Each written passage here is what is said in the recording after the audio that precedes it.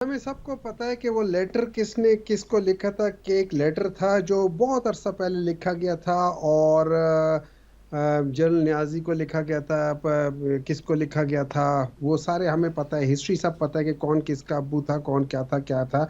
हमें ये भी पता है कि कौन डायरेक्टली, देखिए, जो जो जब हम कहते हैं ना कि आप एक मार्शल लॉ की पैदावार है, तो उसका मतलब ये होता है कि मार्शल लॉ के फौरन बाद अगर कोई पार्टी अचानक वजूद में आ जाए और फिर वो इलेक्शंस हार जाए, या इलेक्शंस को नॉन पॉलिटिकल बेसिस पे करा के किसी को इंस्टॉल कर दिया जाए, तो फिर आपको पता चलता है कि यार ये वाकई नॉन डेमोक्रेटिक पार्टी थी in the name of democracy.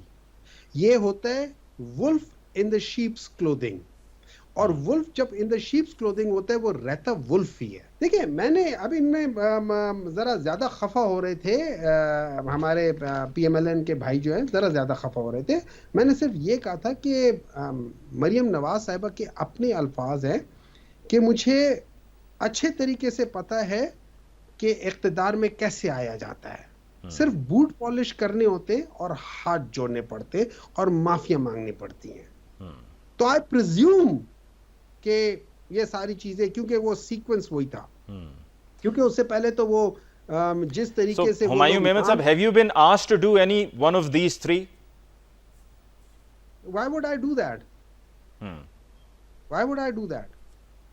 अगर हमने ये करना होता, अगर हमने ये करना होता, जी जी, मैं आता हूं आपकी तरफ। नूरुल हसन तनवीर साहब, मैं आपकी तरफ आता हूं। एक मिनट है ना, एक मिनट है जरा, जी मैं आता हूं चौधरी साहब, आता हूं आपकी तरफ।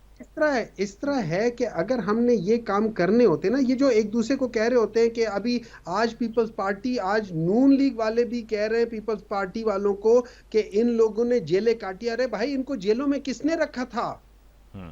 मैंने तो नहीं रखा था, पीपल्स पीटीआई वालों ने तो नहीं रखा था, किसने रखा था?